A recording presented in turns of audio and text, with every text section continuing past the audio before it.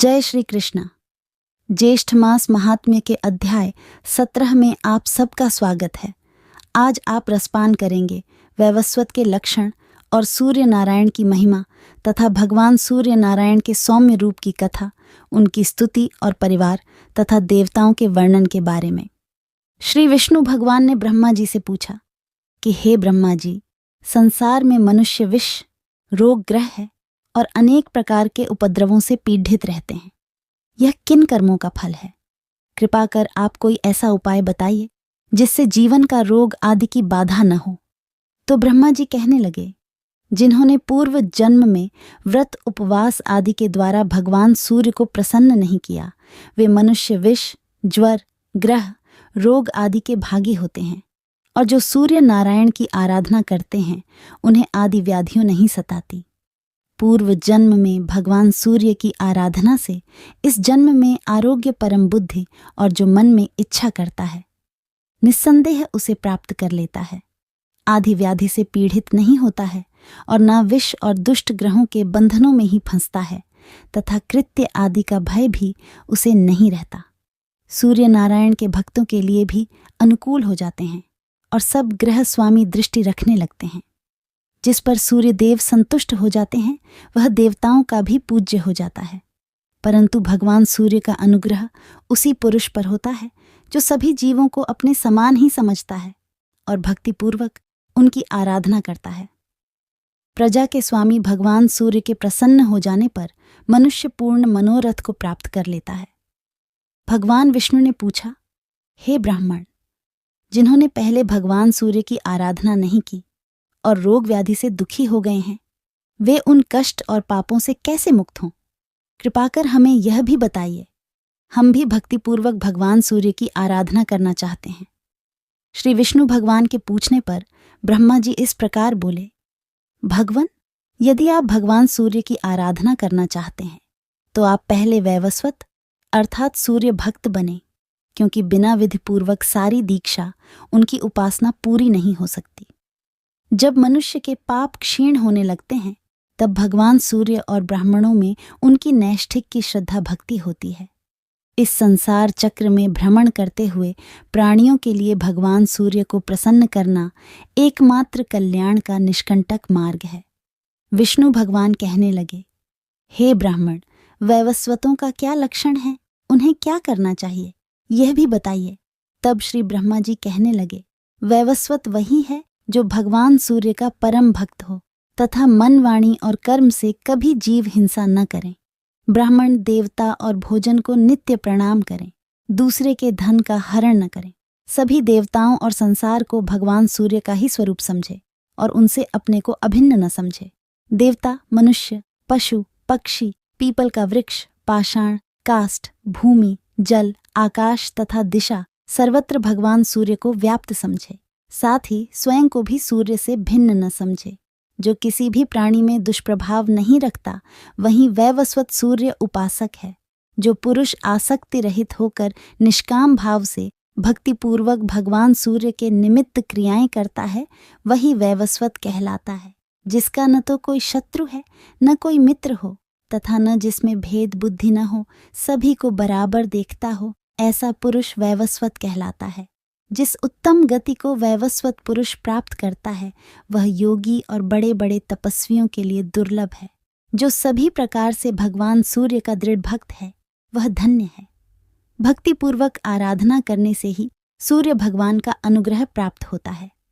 श्री ब्रह्मा जी फिर बोले, मैं भी उनके दक्षिण के रंग से उत्पन्न हुआ वन और उन्हीं के वाम किरण से भगवान शिव तथा वक्ष स्थल से शंख चक्र गदाधारी आप उत्पन्न हुए। उन्हीं की इच्छा से आप सृष्टि का पालन और शंकर जी संहार करते हैं।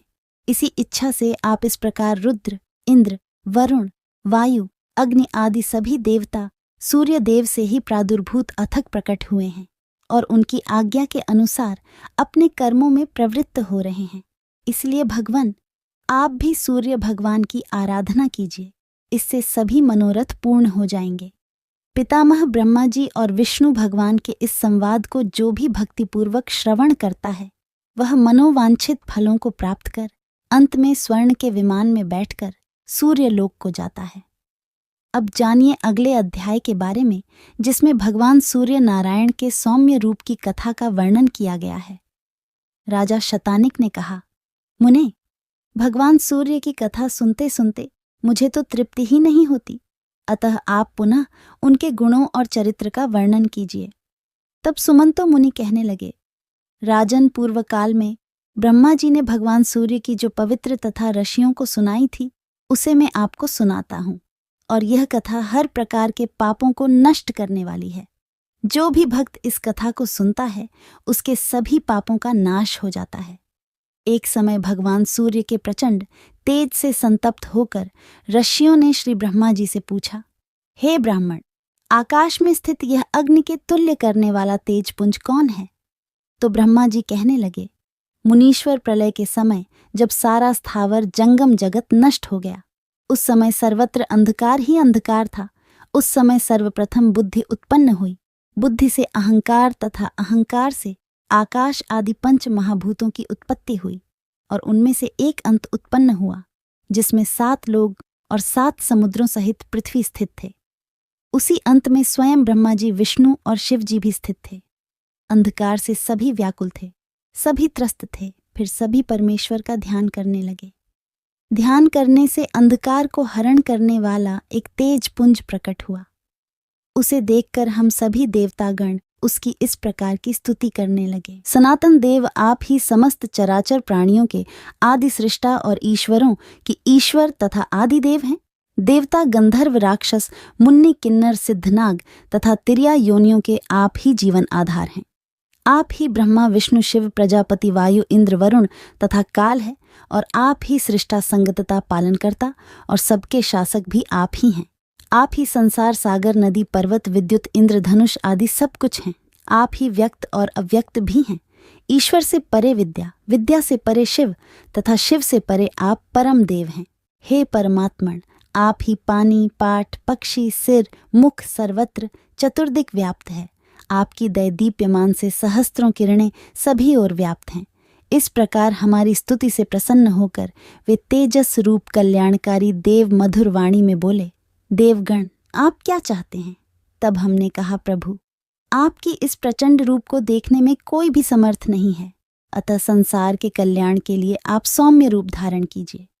देवताओं की ऐसी प्रार्थना सुनकर उन्होंने एवं अस्तु कहकर सभी को सुख देने वाले उत्तम रूप धारण कर लिया। सुमंती मुनि कहने लगे, राजन, सांख्य योग का आश्रय ग्रहण करने वाले योगी आदि तथा मोक्ष की इच्छा रखने वाले पुरुष इनका ही ध्यान करते हैं। इनके ध्यान से बड़े बड़े पाप नष्ट हो जाते हैं।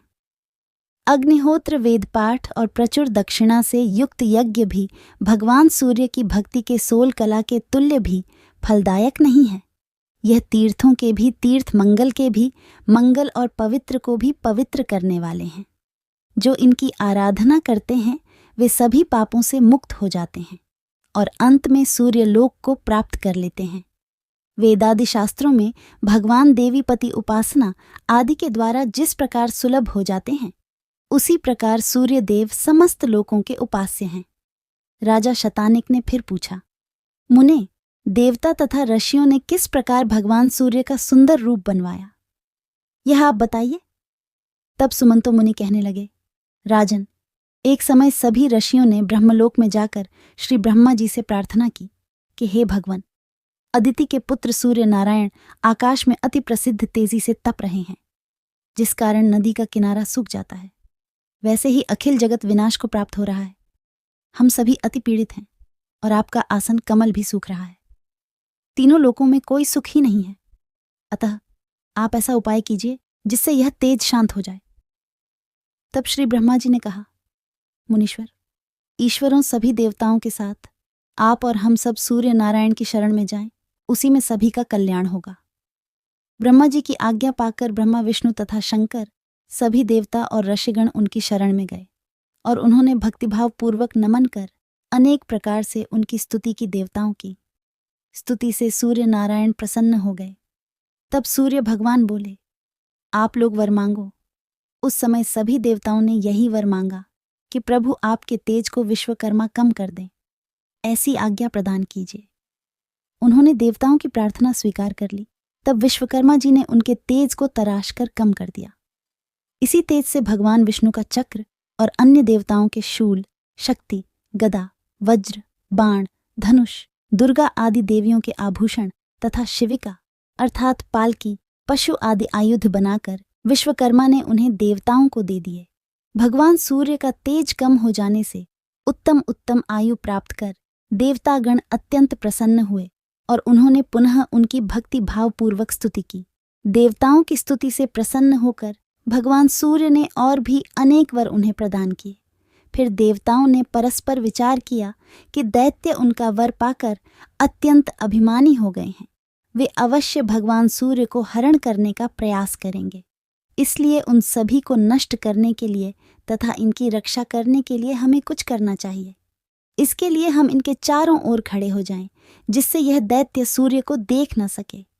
ऐसा विचार कर स्कंद दंड नायक का रूप धारण कर भगवान सूर्य के बाईं ओर स्थित हो गए। भगवान सूर्य ने दंड नायक को जीवों के शुभाशुभ कर्मों को लिखने का आदेश दिया। दंड का निर्णय करने और दंड नीति का निर्धारण करने से दंड नायक नाम पड़ गया। अग्निदेव पिंगल वर्ण के होने के कारण पिंगल नाम से प्रसिद्ध हुए और फिर सूर्य भगवान की दाहिनी ओर स्थित हो गए। इसी प्रकार दोनों पार्श्वमयी दो अश्विनी कुमार स्थिति में वे अश्रु रूप से उत्पन्न होने के कारण अश्विनी कुमार कहलाए। महाबलशाली राज्ञ और स्रोस दो द्वारपाल हुए। राजा कार्तिकेय के और स्रोस हर के अवतार कहे गए हैं लोक पूज्य। वे दोनों द्वारपाल धर्म और अर्थ के रूप में प्रथम द्वार पर रहते हैं। दूसरे द्वार पर कल, मार्श और पक्षी ये दो द्वारपाल रहते हैं। इनमें से कल मार्श यमराज के रूप में है और पक्षी गरुड़ रूप है। ये दोनों दक्षिण दिशा में स्थित है। कुबेर और विनायक उत्तर में तथा डिंडी और रेवंत पूर्व दिशा में स्थित है। डिंडी रौद्र रूप है और रेवंत भगवान सूर्य के पुत्र हैं। यह सब देवता दैत्यों को मारने के लिए सूर्य भगवान के चारों ओर स्थित है और सुंदर रूप वाले विरूप, अन्य रूप और कामरूप हैं तथा अनेक प्रकार के आयुध धारण करे हैं। चारों वेद भी उत्तम रूप धारण कर भगवान सूर्य के चारों ओर स्थित हैं। आज का अध्याय पूरा हुआ। इसके आगे का वृतांत आप अगली वीडियो में सुनेंगे। हरे कृष्णा।